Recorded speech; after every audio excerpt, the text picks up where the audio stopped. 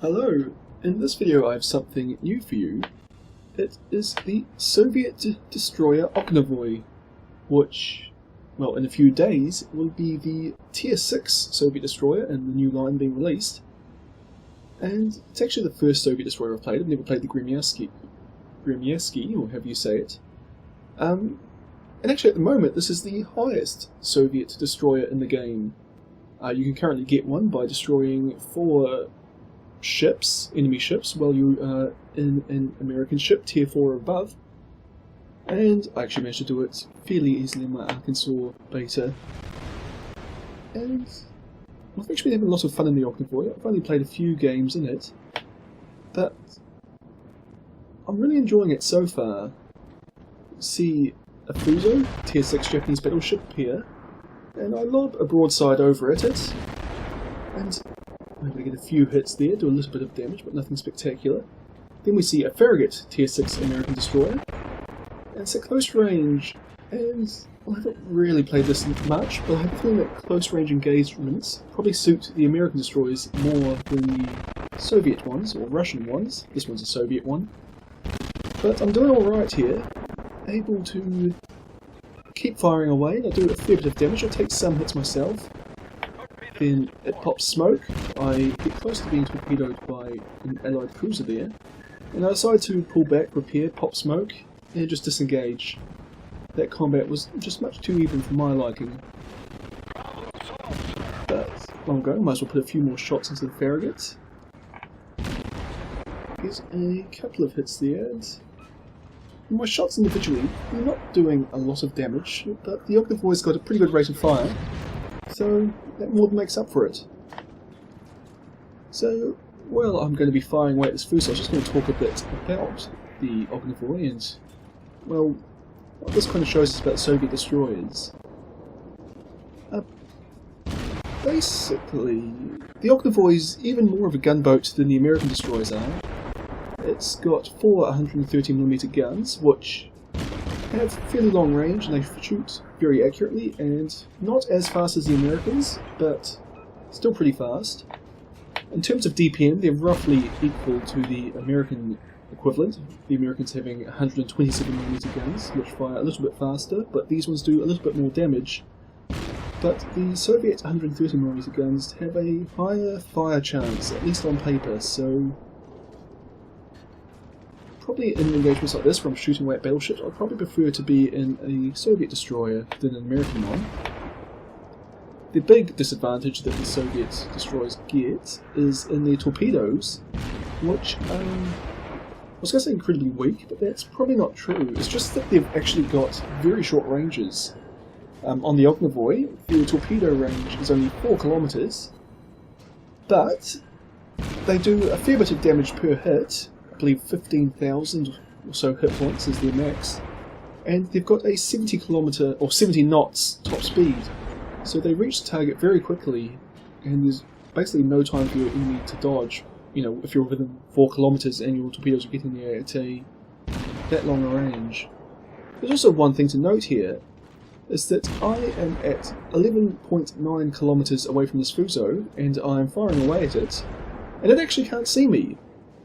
The detection range on the Ognevoi is 7.7 kilometers, so when you fire your guns you can add 4 kilometers to that, which makes 11.7 kilometers my detection range, but my guns can fire out to 12.2 kilometers, so that gives you about 500 meters window where you can fire away at the enemy like this, and they won't ever spot you.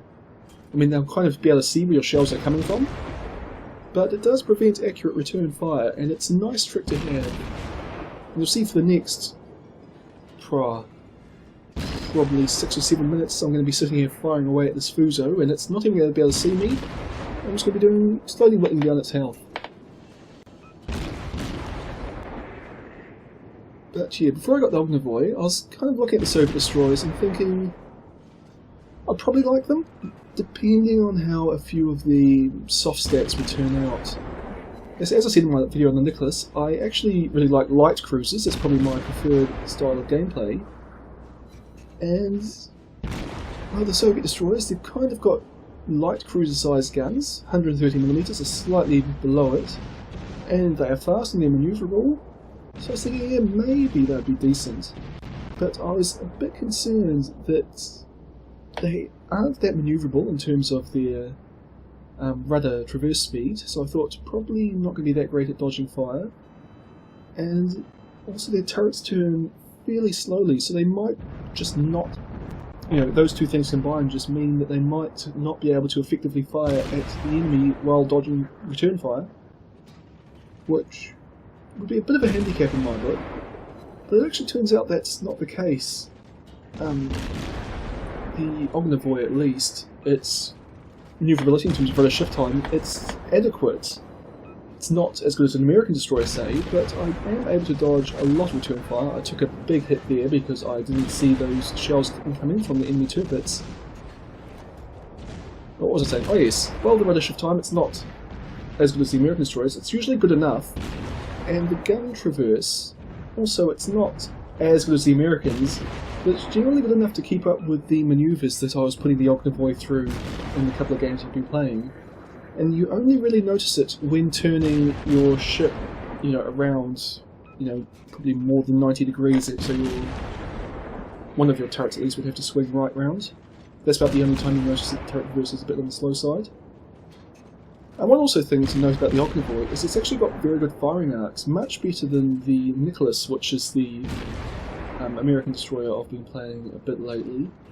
I can't actually remember what the firing arcs on the Farragut and the like are, but the Ognevoi can actually fire a full broadside, as in all four of its guns, at the enemy, while maintaining a very acute angle, which also helps to... It makes it easy to dodge because you can slow down, speed up, turn left, turn right very easily, and it also makes it harder to judge the range that the enemy ships are firing at.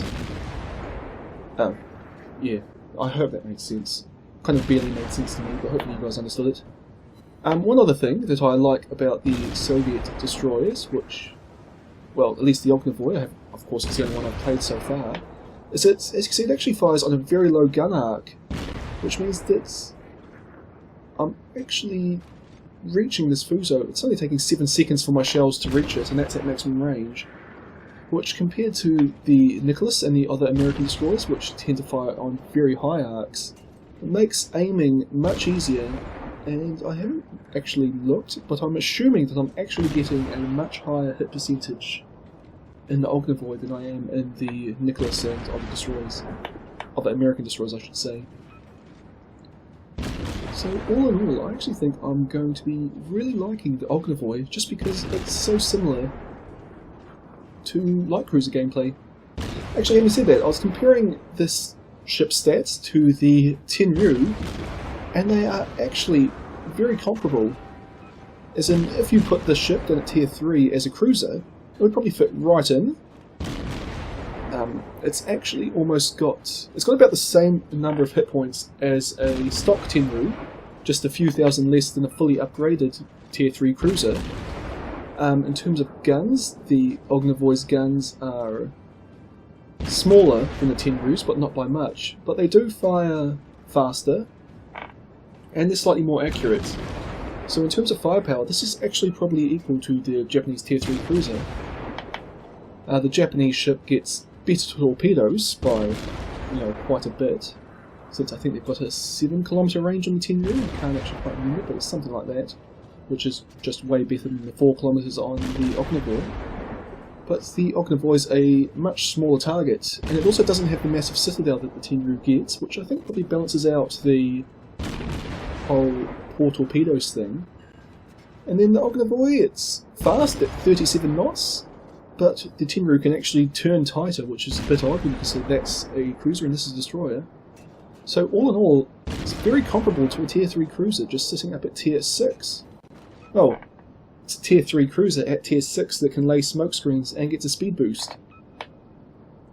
Mentioning speed, I should probably also say that Ognevoi, it's 37 knots, which is pretty average for a destroyer. I just managed to kill my first enemy. It was a Tirpitz tier 8 battleship. I set it on fire and let it burn while I switched focus back to this Fuso. Basically while I've been talking about the ship, I've just been fighting those 2 battleships. I'm sure you've been watching. Kind of by myself. I had an Atlanta come and help me for a bit, but it's now gone, and now a battleship's coming over to help me out.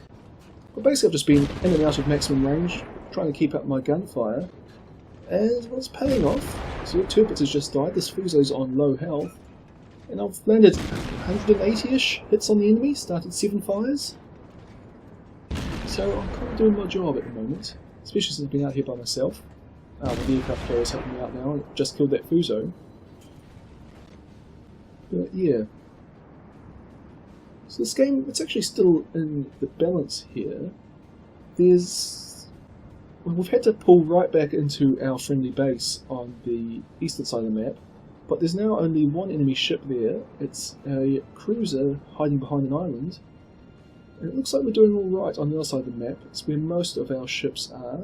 They have, well, mostly they've got decent hit points, so I decided I'm not going to go support them. I'm going to go track down and kill this last cruiser.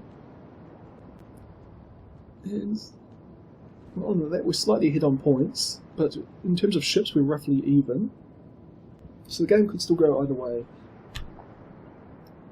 I was talking about the speed of the ship, the Ognevoi. It's 37 knots as its usual speed. You see I'm using speed boost now, I'm going just over 40, which is pretty average for a destroyer, maybe a bit on the fast side. But for a Soviet destroyer, this is actually one of the slow ones. Most of them are, I can't remember, they're all generally around 40 knots. And that's also going to be very interesting. I suspect that these ships, well, with that 40 knot top speed, they're going to quite often, especially new players, will just charge straight in and die, and their speed will just get them killed by themselves. But that's also going to be very useful for more experienced players to be able to relocate quickly around the map and just put this kind of slow and steady firepower where it's needed, when it's needed. So there's a Targo. It's focusing on me, but at this range I'm actually able to maneuver and effectively dodge every time I see it fire up a broadside. Now I don't think it's actually aimed pretty well, but I'll give some of the credit to my dodging. And while it's firing at me, and I'm doing a little bit of damage to it, and well, as I said, I'm doing a little bit of damage, 300 there, and I believe this one will get a... No, it gets nothing. I get a couple of hits, but no damage. So I'm just slowly doing a bit of damage. It's really the fires that I want to set, but I haven't set them for a while. But basically I'm just distracting the Otago, while the friendly battleship behind us is actually doing most of the work and killing it. It's kind of the bad thing about firing high explosive with these small caliber guns is that quite often they'll hit heavy armour and they just won't do any damage. So you get lots of hits, but not necessarily a lot of damage.